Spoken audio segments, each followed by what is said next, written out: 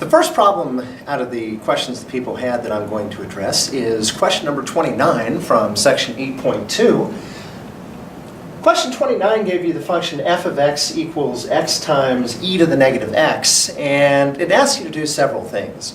In particular, it asks you to find the critical values of function f and also of function f prime using first and second derivatives.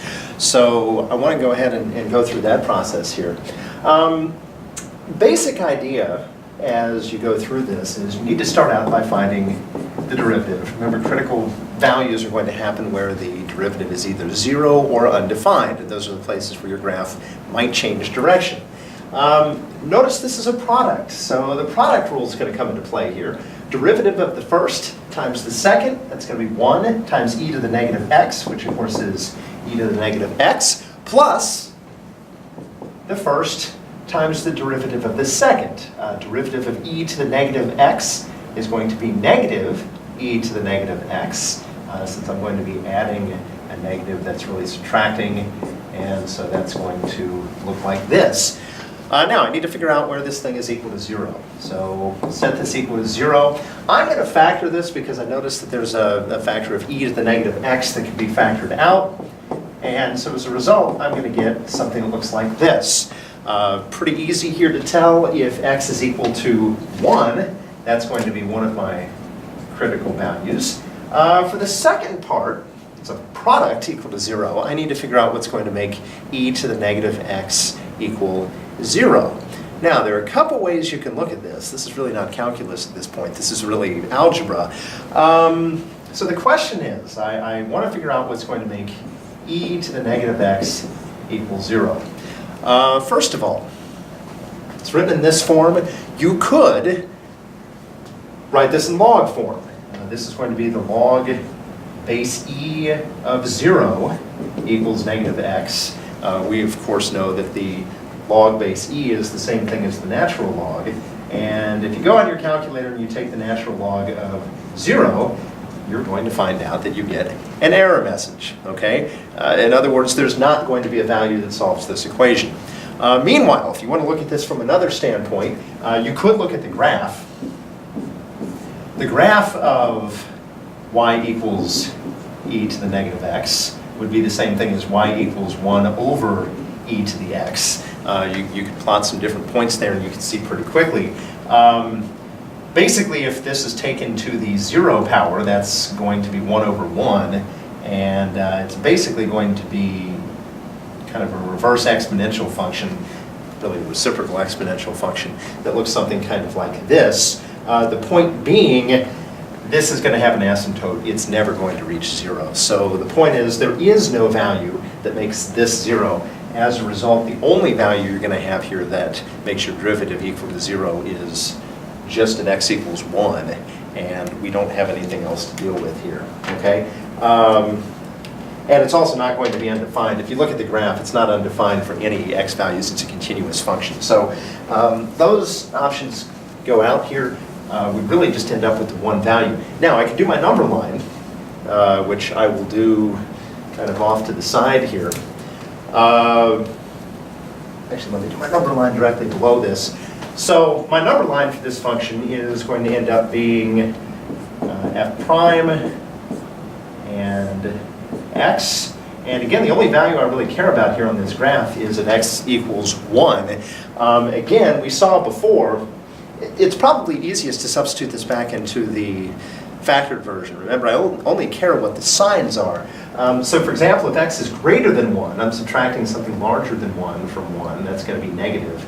If I put a value greater than 1 in here, remember, this function was completely positive everywhere in the domain. And so as a result, this is always going to be positive. This would be negative when x is greater than 1. So basically, that's a negative sign. Graph is going downhill. Meanwhile, on the other side, when x is less than 1, let's say x is something like 0, here that's still going to be positive. In fact, e to the 0 power is just going to be 1. Meanwhile, that's going to be positive, and we get something that looks like this. So the graph is going upwards, graph is going downwards. Again, if you look at what's happening in the graph that they show you in the book, the graph of this function more or less is coming through. It's got a point at 1, it's got a point at 2. It basically does something kind of like this. And so you can see basically that it changes direction. It's increasing here, and then it starts decreasing over on the other side. We basically have that 0 value there. What that means, of course, this equation is going to hit a maximum value at x equals 1. So that's what that first derivative function tells us. Now, I can go to the second derivative. And again, I'm going to kind of put my number line up here to record this thing. It is negative on this side, it's positive on this side, or something kind of like that. Let's take a look at the second derivative now. I'm going to go back to the first derivative.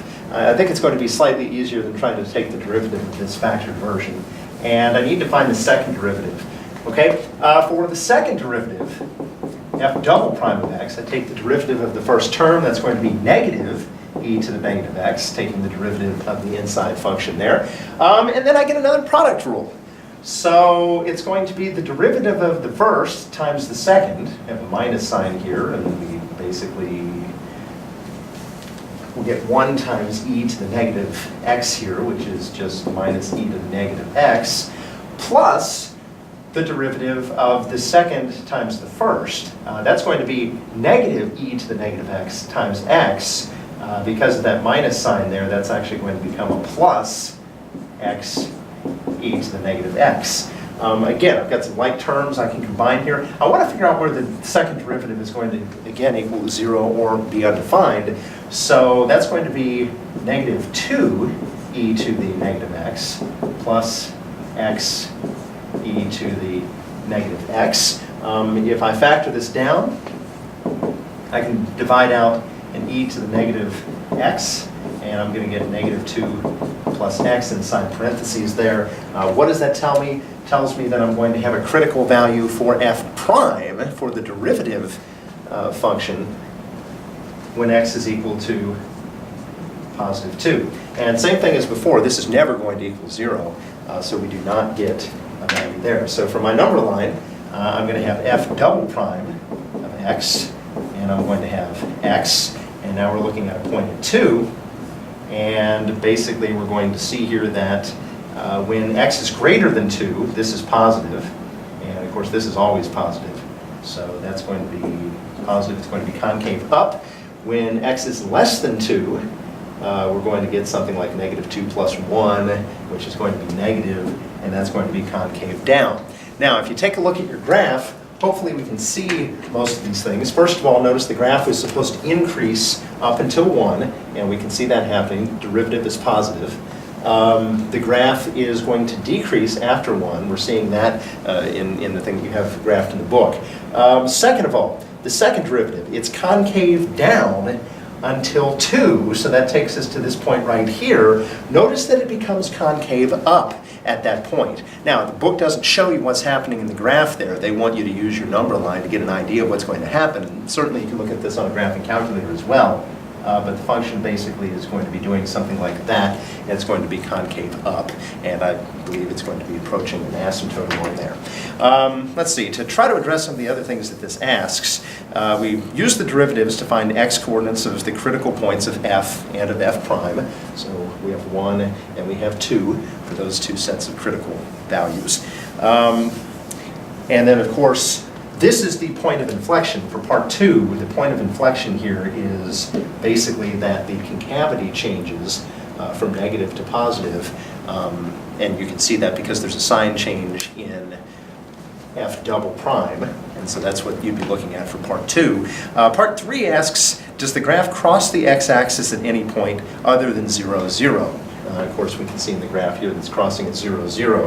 Of course, if it's going to cross the x-axis, that would be a y value of 0. If you go back to the original function and you set this function equal to 0, you should be able to see you have 0 equals x times e to the negative x. Well, obviously, this is a product, so if either one of these is equal to 0, the whole function will equal 0. So if x is equal to 0, the whole function equals 0, and that's where you can see it crossing the axis right here. Remember our graph of e to the negative x. E to the negative x never crosses a value of 0. And so because this is never 0, we're never going to have another value where the entire function is equal to 0, since it can only equal 0 when either part of this product equals 0. So that should take care of part C, and there's an overview of problem 29.